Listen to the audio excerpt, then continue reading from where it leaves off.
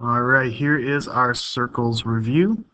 On the first couple of problems, we're going to be doing arc length. And anytime that we do arc length, we want to immediately go ahead and write this proportion down on our paper. Arc length is the ratio out of circumference, and it's equal to the central angle over 360 degrees. So for problem number 1, we're going to basically just fill in the parts that we know. One other thing is arc length is a ratio out of circumference, or a fraction of the circumference, and so we need this formula, circumference equals 2 pi r. All right, so for number 1, our central angle is 120 degrees out of 360, and we're going to go ahead and compare that to 2 pi r. In this case, 2 pi r equals 2 pi times 11. So our circumference is going to be 22 pi. And on the top, we're trying to find that arc length, so I'm just going to put an X there. So now we're going to solve our proportion. And to do this, we're going to go ahead and cross multiply to rewrite our proportion as an equation. We get 360 times x, and that equals 22 pi times 120. All right, and then I'm going to go ahead and I want to isolate my variable x. So I'm going to divide both sides by 360. And my x will be this answer over here, 22 pi times 120 divided by 360. All right, so answer is, for the arc length, 23 400 miles. Let's go ahead and check out number 2. This time I'm just going to set up the proportion. I'm going to let you solve the proportion and get your arc length, and we'll see if you got the right answer. All right, so again, setting this up, our central angle is 60 degrees out of 360. We're given a radius here of 15, so the circumference 2 pi r. Our circumference is going to be 2 pi times 15, or 30 pi. So we'll put 30 pi on the bottom. And again, we're finding the arc length. So that's the proportion that we need to solve. I'm going to go ahead and pause this video, and let's see if you get the same answer as me. All right, you can see the arc length is approximately 15.71 centimeters. All right, go ahead and pause the video again. There's a couple more arc length problems to do, number 3 and 4. I want you to try those on your own, and then we're going to see if you get the same answer as me. All right, so you can see for number 3 and 4, I read the problem and I drew a picture of what I was given for each of them. So in number 3, I'm finding the radius. So I don't know the radius. That's my question mark. And I'm given an arc length of 40 inches. And I'm given the central angle is 135 degrees. And so given that information, I'm going to plug it into my proportion, which is arc length over circumference equals the central angle over 360. And so for problem 3, what we're given is 40 inches for the arc length over the circumference 2 pi r. We don't know the circumference yet because we don't know radius. And that equals 135 degrees over 360. So in this problem, to get our answer, we need to figure out what r is. And we're going to do this similar manner as problems 1 and 2. First thing I'm going to do is cross multiply. So I'm going to take 40 times 360. and set that equal to the other side, which is 135 times 2 pi r. And at this point, we're going to go ahead and use our algebra skills to solve for the variable r. In order to do that, I want to get r by itself, so I'm going to divide both sides by 135 and 2 pi. All right. I'm going to just do that all in one step because they're just being all multiplied by r. So this 135 times 2 pi over 135 times 2 pi, those are going to cancel out. So I'm just going to erase those. And all we're left with is r on the right side. And then the radius r is going to equal this amount over here when we put it into our calculator. And so try that on your own right now, and you should get an answer of radius equals 16.98 inches. All right, let's go check out problem number 4 now. So for problem number 4, we are given the arc length is 18 meters. So I'm going to put that in my proportion. We're given the radius is 8 meters. And so I'm going to do circumference equals 2 pi r. And so circumference equals 2 pi times r. That is where I get 16 pi from on the bottom of my proportion. We don't know our central angle. In fact, that's what we're trying to find here. And that's going to be out of 360. So same steps as before. We're going to go ahead and cross multiply to rewrite our proportion. Got 18 times 360 on one side.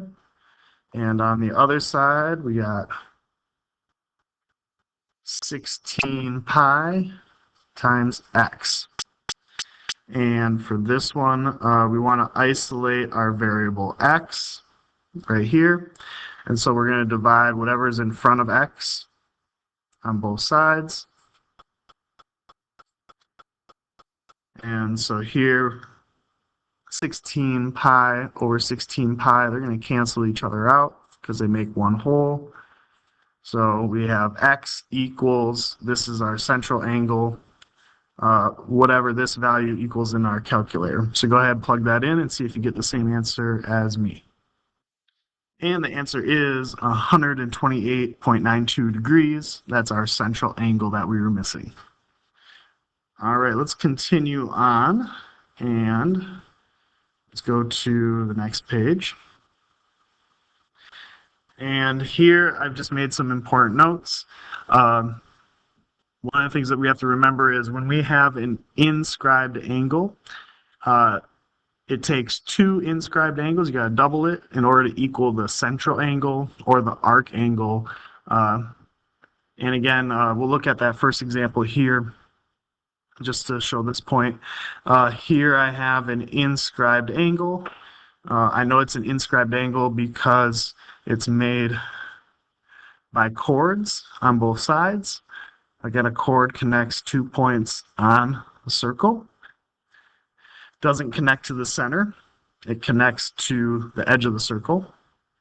This inscribed angle here in question shares this arc, and this arc angle is 78 degrees. And so the inscribed angle is going to be half that. So I'm just going to, my question mark, my inscribed angle is going to be just 78 divided by 2. And that will equal, let's see, 39 degrees in this problem. Okay. Let's go to number 6. So number 6, we see this is an inscribed angle. Again, it's an inscribed angle because we have a chord and another chord. And we know they're chords because they connect 2 points on the circle. This inscribed angle is 39 degrees. And notice it is connects with this arc angle here that's in question. And in order to find this arc angle, question mark, in this one, we're going to take the inscribed angle now, 39 degrees, and we're going to double it. All right, and that's going to be 78 degrees. So 5 and 6 are basically the same problem, just one working towards the inscribed angle and the other one working towards the arc angle. All right. A couple other notes on the top of the page. Arc angle sum is 360 degrees. What that means is all the way around my circle here is 360 degrees. And the other part of the notes, a diameter splits a circle in half, and a diameter is 180 degrees. What that means is this diameter here, problem number 7, splits the whole circle into halves. And so this half of the arc angles is 180 degrees, and the bottom half is also 180 degrees. All right, so that's a key thing to remember when we're doing these problems, because that could be something that helps you find your missing angle. All right, so let me just clear this one and start from scratch on number 7. So on number 7 here, we are trying to find this arc angle here. And when we do this arc angle here, we're going to look to see, are there any inscribed angles or central angles connected to it? All right. And here I have an inscribed angle connected to my arc angle in blue, but I don't know what that angle is. All right. They don't give us that. So we got to try something else. We are given this inscribed angle here in green. And so this inscribed angle in green here is connected to this arc. And we can see this arc is going to be double 51. So that's going to be 102 degrees. And so I have 102 degrees here on the outside from V to N, but we need N to X in blue. If we go back to our notes, the diameter splits a circle in half, and a central angle is 180 degrees. Well, we look here, this diameter cuts the circle in half. That means my arc angle from V all the way to X has to be 180 degrees. So to find our missing blue part here, our arc angle, we're going to take 180 degrees, which is half that circle. We're going to subtract the 102 degrees that goes from V to N, and what's left over, 78 degrees, is my answer for my missing arc angle. All right. Looking at now problem number 8. Again, let's go with what we have already. We know this arc is 110. We know this arc is 90. All right. And we're trying to find this missing inscribed angle here. All right. So one of the things that we want to do is if we have an inscribed angle, let's go ahead and take a look. This inscribed angle matches with this arc angle that goes from C all the way to X. And for this problem, a couple different ways to do it, but probably the easiest way is we know a circle, the arc angles have to be 360 degrees. And we're trying to find the arc angle in red here. Notice We have the other part in blue. That total is in blue 110 plus 90. That's 200 degrees. So that means in red, this arc angle in red has to be what's left. It has to be 160 degrees because all the way around my circle has to be 360. So if I know my arc angle is 160, then my inscribed angle here is going to be half that. So 160 divided by 2 is 80 degrees. And that's my answer. So I want you to pause the video and I want you to try numbers 9 and 10 on your own. When you unpause the video, you'll see the answers for 9 and 10, and you can compare your work to mine. So here are the answers for 9 and 10. If you need to, pause the video and look through my examples and see if you got the same answer.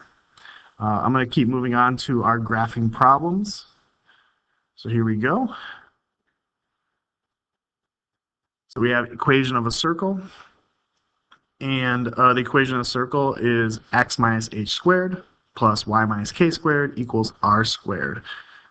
H and k are our center points in the circle, and r squared, the r part is the radius. So when we want to graph these problems, the first thing that we want to figure out is our center point. So this part right here, x plus 4, I can rewrite this as x minus a negative 4. So it matches my equation of the circle. And so the center for this first problem is going to be at negative 4 and 2. And then the next part, the radius, my r squared is 9, and I square root both sides, and my r is 3. So we have our center points, and we have our radius. That's all we need to do to get the graph.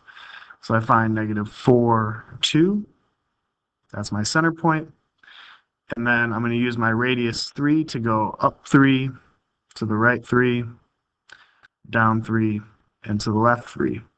Connect those dots going around, and that's my circle. Same thing for number 12. We want to figure out what our h and k values are. So the center point for number 12,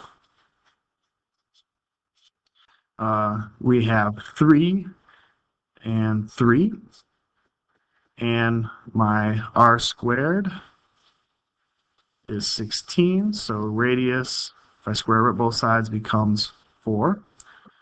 So center point at 3, 3 first, that's here, and then radius of 4, so I go up 4, to the right 4, down 4, and to the left 4, connect my dots going around, and that's my circle.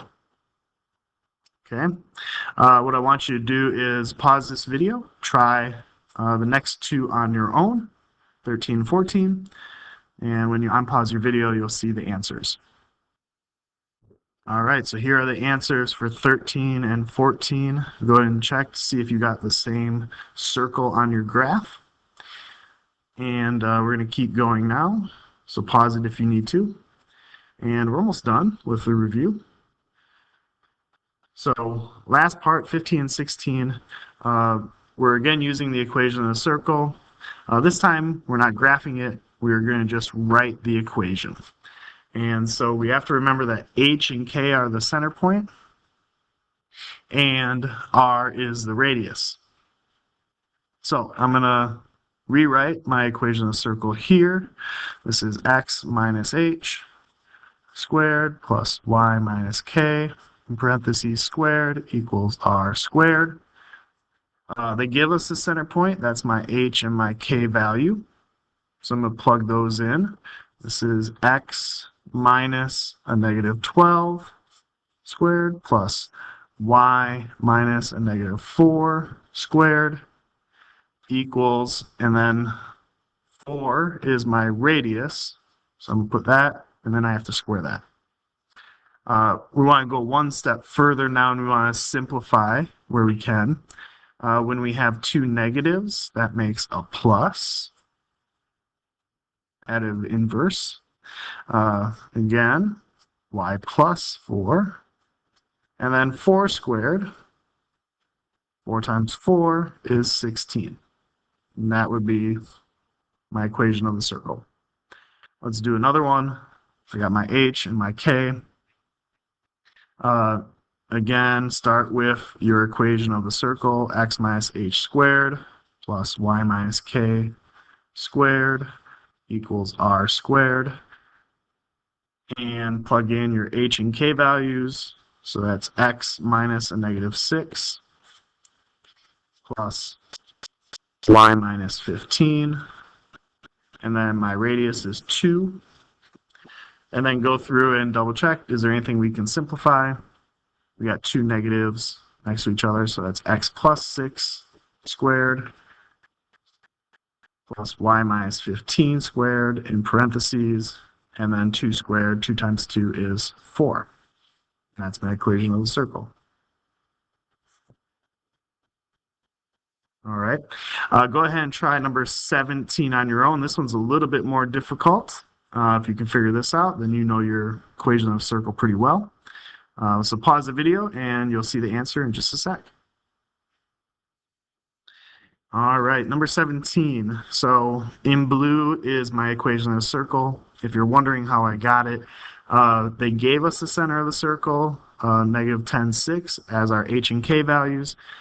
They also give us a point on the circle that the circle line goes through, negative 13, 10. I'm going to use that as my x and y.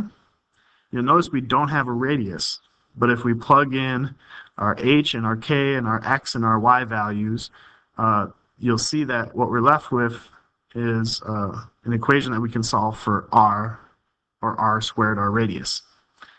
So we end up working through it. We get a radius of 5, and that's why over here my r squared value is 25. And that's our review. If you need to, go back and rewatch any parts of this review to get ready for our version 1 test tomorrow.